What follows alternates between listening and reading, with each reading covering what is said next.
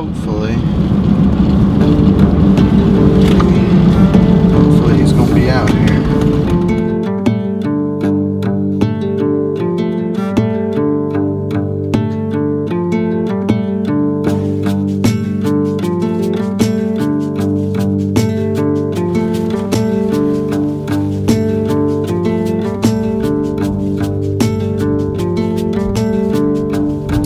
So last year being so frustrating with chasing these birds, I ended up spending the entire season last year trying to get on a bird and didn't end up sealing the deal until the very last day of the season. And this year has been a complete 360 and totally different from last year.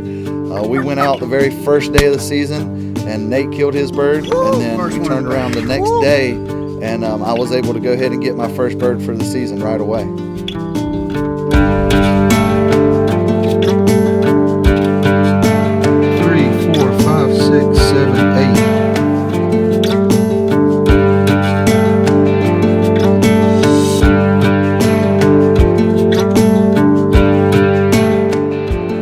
Let's keep it moving because we got to roll. So with the whole pandemic going on and with the virus and whatnot, it's been trying times for everybody. There's been a lot of bad that's come out of it. A lot of people's lost loved ones, and to look at it in a positive way is, at least we're getting more time to spend with our families. We're getting to spend more time outdoors and just kind of get away from the reality and all the bad things that are going on in our world right now. And for me, I've always wanted to be able to go kill a bird on Easter morning, and up until this year, I've never been able to do that. I'm always at church on Easter, and with everything going on with the pandemic right now, churches are on hold. Churches are all via webcast right now, and because of that, it actually allowed me to be able to be in the woods on Easter morning. And to me, not only to be able to go on Easter was such a special thing, but be able to harvest my first bird for the season on Easter morning was such a special thing, and it's a day that I'll never forget.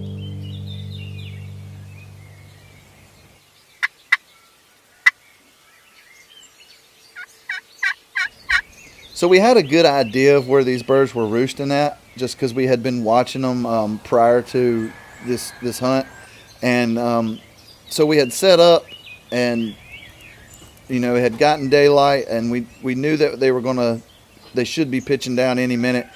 Never heard them gobble, never heard any hens, nothing like that. But sure enough, they ended up pitching down exactly where we thought they were roosting. Right there, they just flew down. So once the birds were on the ground and they had went behind that island, we didn't have eyes on them, we couldn't see them, but we knew they were back there. And so I called at them a few times, never really got no response out of them, no gobbles, no nothing like that. I mean, they were just dead silent. So after, 30 minutes or so of waiting it out, it was still pretty early, we ended up hearing a bird, doing some clucks in that little island. And I thought, okay, well, maybe there was a hen out there, and maybe she's slowly making her way to us, coming through that island. And so when she did that, I started, kind of calling a little more aggressively at her, trying to kind of rile her up. And maybe a minute or two after, all of a sudden, he popped around the corner of that island. And once he locked in on that Jake decoy, it was done deal from there. That's the Tom. Can you get him in the camera?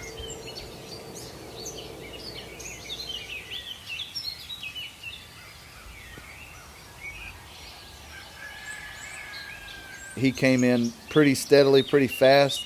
It kind of went from 0 to 100 real quick.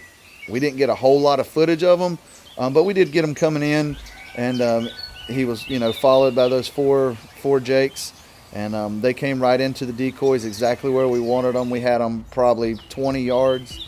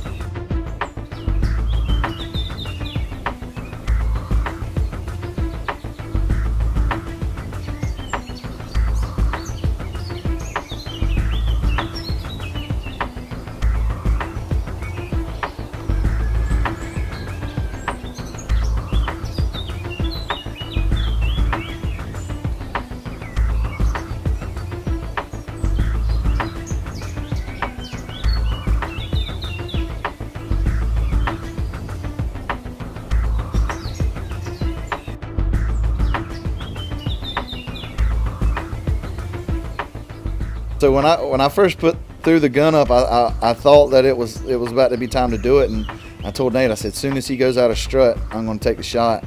Well, he never went out of strut. I mean, he just held it and held it to the point to where, I mean, I was just shaking. I had spaghetti arms, and I couldn't take it no more. So as soon as he turned his back to us, I actually put the gun back down and kind of had to rest for a minute. And once I kind of, took 5-minute break or so, then I ended up putting it up again, and finally he presented that shot, and we took it, and it ended well.